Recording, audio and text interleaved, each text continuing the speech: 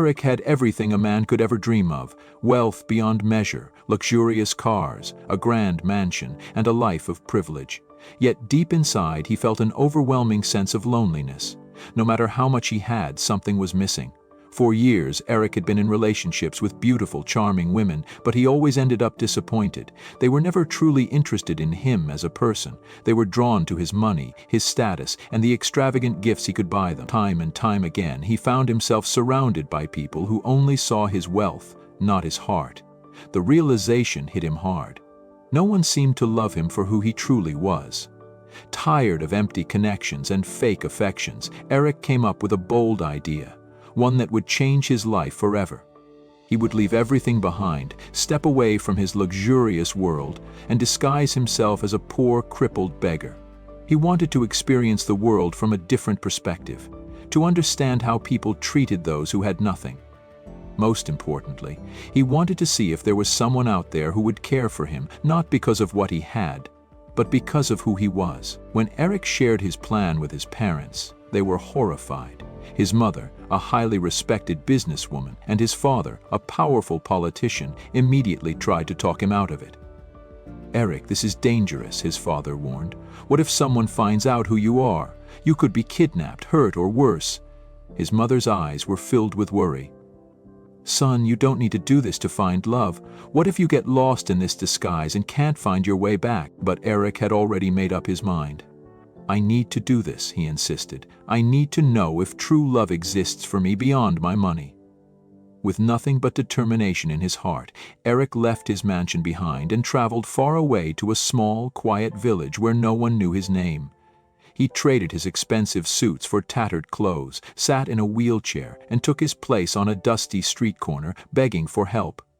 For the first time in his life, Eric was no longer a billionaire. He was just a man, waiting to see if kindness and love were real, without the weight of his fortune. Eric sat on the cold, rough pavement of a quiet street corner, his hands outstretched, hoping for kindness from strangers.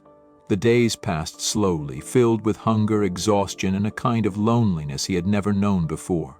People walked past him without a second glance, some barely acknowledging his presence, while others cast pitiful looks before hurrying away. For a man who had spent his entire life surrounded by luxury, this was a completely new and humbling experience.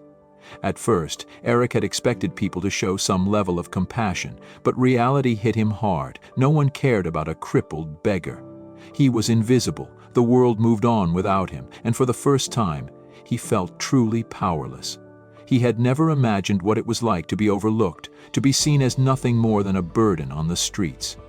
Each rejection chipped away at his pride, making him question whether this plan was worth it. Then, on what felt like just another hopeless day, a young woman named Destiny passed by.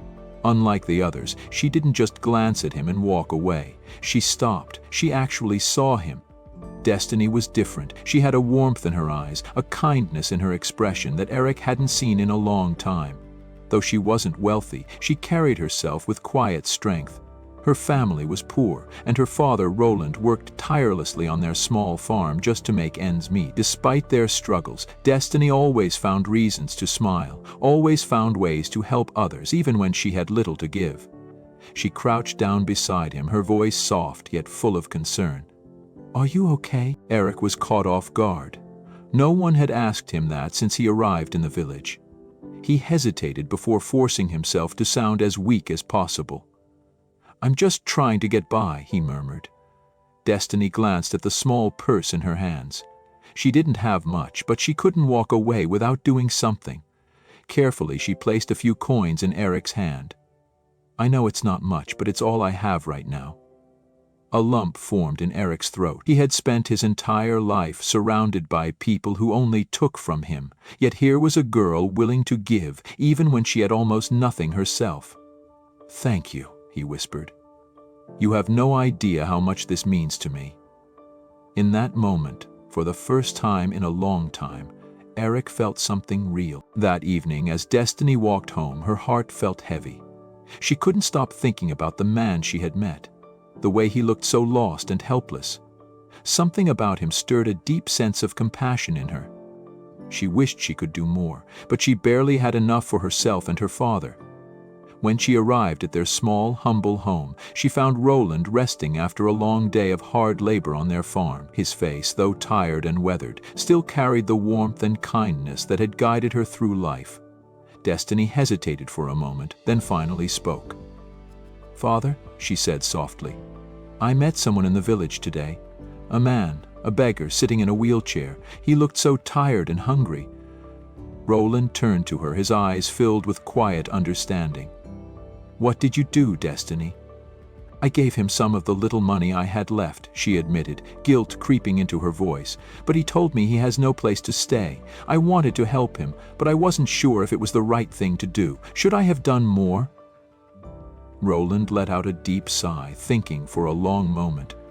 His family had never had much, but he had always believed in kindness, in helping others whenever possible.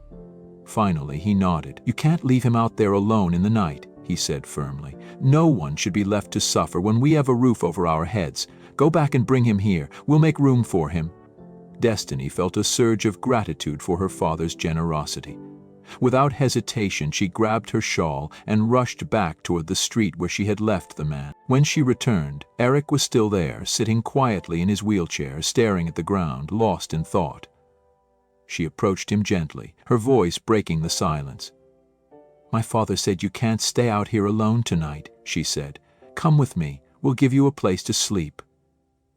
Eric blinked in surprise. He had never expected such kindness, especially from people who had so little themselves. His heart swelled with emotion. I don't know what to say," he stammered. "You don't have to say anything," Destiny replied with a kind smile. "Just let us help you." With Destiny's help, Eric rolled his wheelchair toward her home. For the first time in his life, he felt something money had never given him, a sense of warmth, safety, and belonging. That night, as Eric lay on a simple mattress in the small, quiet room Destiny and her father had prepared for him, a wave of emotions washed over him. He had spent his entire life surrounded by luxury, sleeping in the finest silk sheets, dining on gourmet meals, and living in a mansion most people could only dream of. Yet, here he was, in a tiny, humble home with barely enough space to move around, feeling more at peace than he had in years. As he stared up at the wooden ceiling, he listened to the sounds of the night, the distant chirping of crickets, the rustling of leaves in the cool evening breeze. For the first time in a long time, he felt something real. This house, though small and modest, was filled with something that had always been missing from his life: genuine warmth and kindness. Destiny soon appeared in the doorway, holding a bowl of warm soup. She stepped inside and placed it carefully on the small wooden table next to him. "Here," she said softly. "I thought you might be hungry." Eric sat up slowly, feeling the weight of exhaustion in his bones.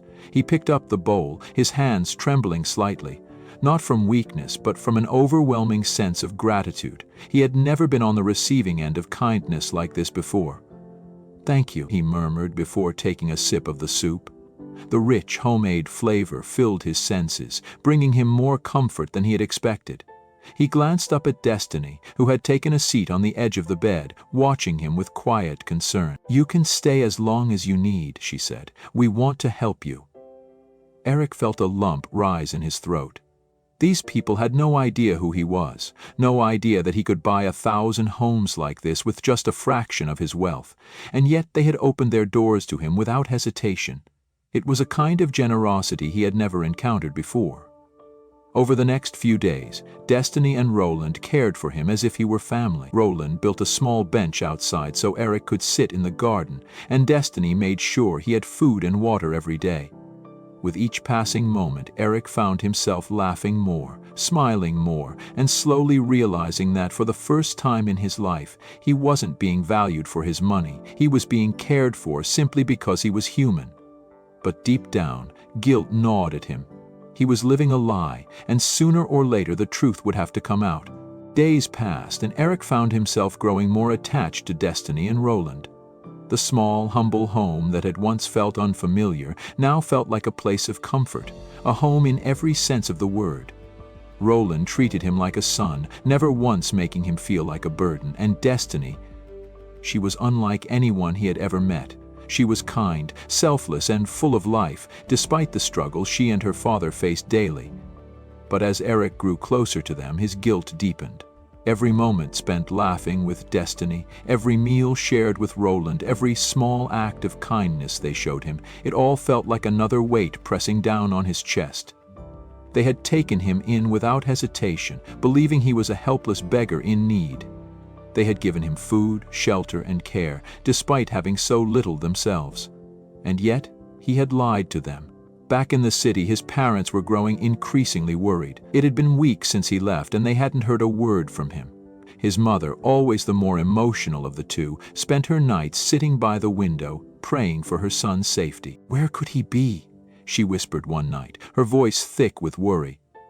His father, though trying to remain composed, was just as anxious. "I'm sure he's fine," he reassured her, though even he was beginning to doubt his own words. Eric had never been one to disappear like this, and the silence was becoming unbearable. Meanwhile, back in the village, Eric was experiencing something he had never known before: true happiness. He spent his days in the small garden Roland had built for him, watching as Destiny worked alongside her father, tending to the land and selling their produce in the village market. He had never seen someone work so hard yet still carry so much joy in their heart. As the days turned into weeks, Destiny and Roland continued to care for Eric as if he were truly one of their own. They never asked for anything in return, never treated him like a burden, and never questioned why fate had brought him into their lives. Their kindness was pure and unconditional. But beneath the warmth of their home, Eric's guilt festered. Every time he looked at Destiny, every time he saw Roland working tirelessly to provide for their small family, he felt like a fraud. As the days turned into weeks, Destiny and Roland continued to care for Eric as if he were truly one of their own. They never asked for anything in return, never treated him like a burden, and never questioned why fate had brought him into their lives. Their kindness was pure and unconditional. But beneath the warmth of their home, Eric's guilt festered. Every time he looked at Destiny, every time he saw Roland working tirelessly to provide for their small family, he felt like a fraud. Meanwhile, back in the city, Eric's parents were growing desperate. His mother barely ate, spending her days pacing near the window, praying for a sign that her son was safe. His father, though more reserved in his emotions, was just as concerned. The powerful politician who once controlled everything in his life now found himself powerless in the face of his son's disappearance. One evening, Roland sat with Eric in the small garden, both men watching the sunset paint the sky in hues of orange and gold. After a long silence, Roland finally spoke. "How did it happen?" he asked gently, his eyes filled with quiet sympathy. Eric hesitated, his heart pounding. "How did what happen?" "Your accident," Roland said. "How did you end up in that wheelchair?" Eric swallowed hard. "It was a car accident," he said, carefully crafting his story. "A few months ago, my car skidded off the road. I was lucky to survive, but my legs, they were badly injured." Roland nodded solemnly, his eyes filled with sympathy. "Did the doctors say if you'll ever walk again?" Eric hesitated before responding. "They said I have a chance," he admitted, "but I need a surgery and it's expensive. More than I could ever afford." The words felt bitter on his tongue. He had never had to think about money in this way before. The idea of pretending to struggle financially was almost ironic, considering the vast fortune he had left behind. But he had already woven this lie, and now he had to stick with it. "It was a car accident," he said, carefully crafting his story. "A few months ago, my car skidded off the road. I was lucky to survive, but my legs, they were badly injured." Roland nodded solemnly, his eyes filled with sympathy. "Did the doctors say if you'll ever walk again?" Eric hesitated before responding. "They said I have a chance," he admitted, "but I need a surgery and it's expensive. More than I could ever afford." The words felt bitter on his tongue. He had never had to think about money in this way before. The idea of pretending to struggle financially was almost ironic, considering the vast fortune he had left behind. But he had already woven this lie, and now he had to stick with it. Roland sat quietly, deep in thought. Finally he spoke. "No man should have to suffer like this if there's a way to fix it." The next morning, as Destiny and Roland ate breakfast, Roland pulled his daughter aside. "Eric needs that surgery," he said. "We don't have much, but we can start small. We can sell some of the farm's produce, maybe even some livestock to help him." Destiny looked at her father with admiration. He had always been a man of deep compassion, always willing to help others even when they had so little themselves. "But we can't tell him," Roland continued. "If he knew, he'd never accept it." With that, father and daughter began working even harder, secretly saving every penny they could. Eric had no idea of the sacrifice they were about to make for him. A sacrifice he never deserved. Days turned into weeks, and Destiny and Roland worked tirelessly to save money for Eric's surgery. Every coin earned from selling fruits and vegetables at the village market was tucked away in secret. They knew it wasn't enough, not yet, but they held on to hope. But no matter how hard they worked, the money came in too slowly. Roland, seeing no other choice, made a heartbreaking decision. He would sell one of the 2 pieces of land he owned, the land that had been in his family for generations. It was the only valuable thing he had, a symbol of his ancestors' hard work. Yet without hesitation he let it go, believing that helping Eric walk again was worth the sacrifice. When Roland returned home with the money in hand, he found Eric sitting quietly, staring out the window. The evening sun cast long shadows across the room, but Roland's heart was filled with a quiet sense of peace. He had done the right thing. "Eric," he said with a proud smile, "the money for your surgery is ready." Eric turned, confused at first, but when Roland explained what he had done, how he had sold his land to pay for the operation, Eric's face went pale. His heart pounded with guilt. This man, this humble farmer who barely had enough for his own family, had given up everything for him. And it was all based on a lie. Eric swallowed hard, his voice shaking. "Roland, I need to tell you something." At that moment, he confessed everything. He told Roland the truth, that he wasn't a poor beggar, that he wasn't crippled, that he was, in fact, a billionaire searching for true love. As the words left his mouth, the air in the room grew heavy. Roland's face hardened. Without saying a word, he stood up and walked out of the house, his footsteps slow and heavy. He had given away his family's legacy for a man who had never truly needed his help. Destiny, upon hearing the truth, felt her heart shatter. Betrayal coursed through her veins as she realized the man she had grown to care for had been lying all along.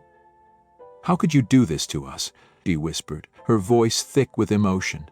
Eric had come to the village seeking real love, yet his deception had only caused pain. And in real life this happens far too often. People hide behind masks, afraid to show their true selves, fearing they won't be loved for who they really are. But love, real love, demands honesty. Eric lost something money couldn't buy: trust. And just like in the real world, once trust is broken, it's nearly impossible to repair.